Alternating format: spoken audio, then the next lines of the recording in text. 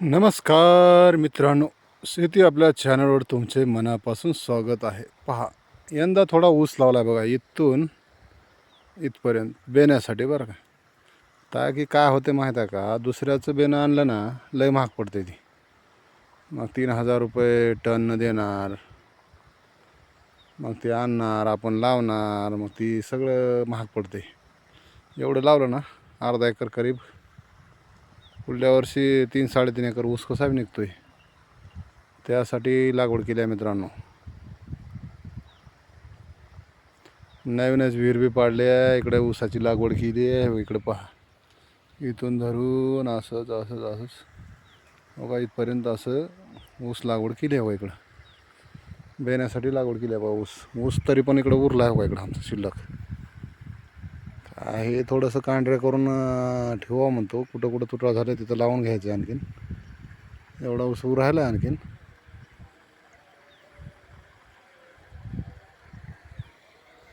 पाणी चालू आहे.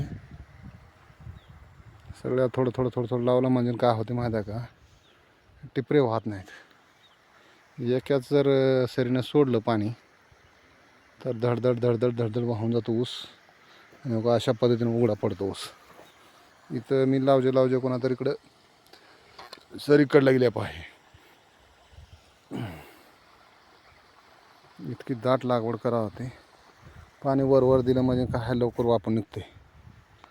अशा पद्धतीनं ऊस लागवड केली आहे मित्रांनो. तुम्हाला बेनं पण सांगतो, 86-032 बेनं आहे. कारखान्या घेऊन जाऊ शकतो. गुळ बी गाळण्या रस करून काय म्हणतात, गुराळासाठी सुद्धा चांगला आहे. गुळ सुद्धा चांगला निघतो ह्याला असं म्हणतात. पहा मित्रांनो, शेती ध्यान देऊन करावं होते तेव्हा शेती परवडते. आणि शेवटी आपण किती जर कोणती जर नोकरी जर केलो तर लास्टला आपल्याला जसं रिटायरमेंट झालो ना आपण कोण्या सर्व्हिसवरनं, मग आपल्याला एकच पर्याय उरतो, आपली शेती करणं.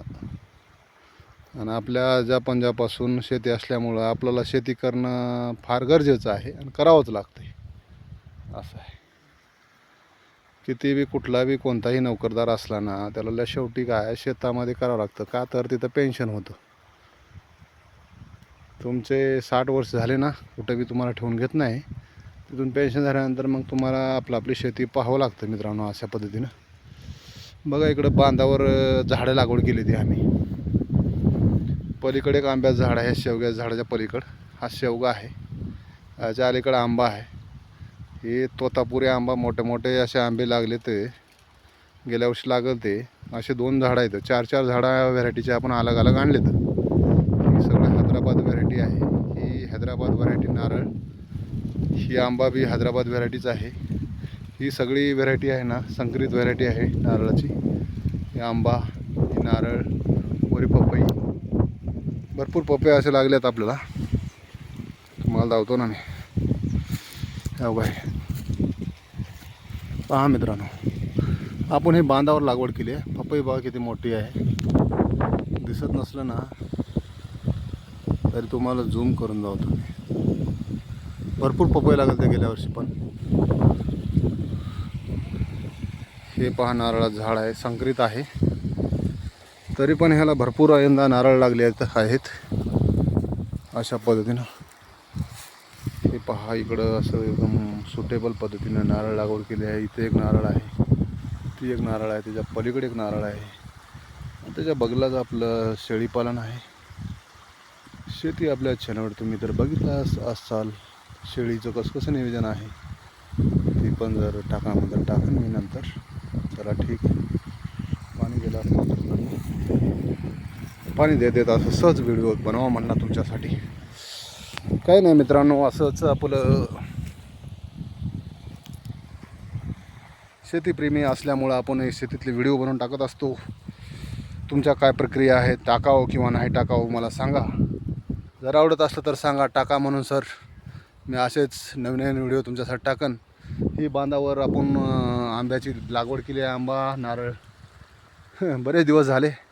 तिथं पण आंब्या धुऱ्यावर आपण लागवड केली आहे आंब्याची, पाहू शकता तिकडं पण.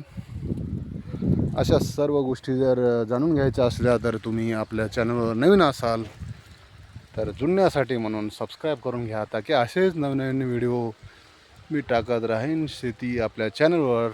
मनापासून तुमचे स्वागत आहे. धन्यवाद.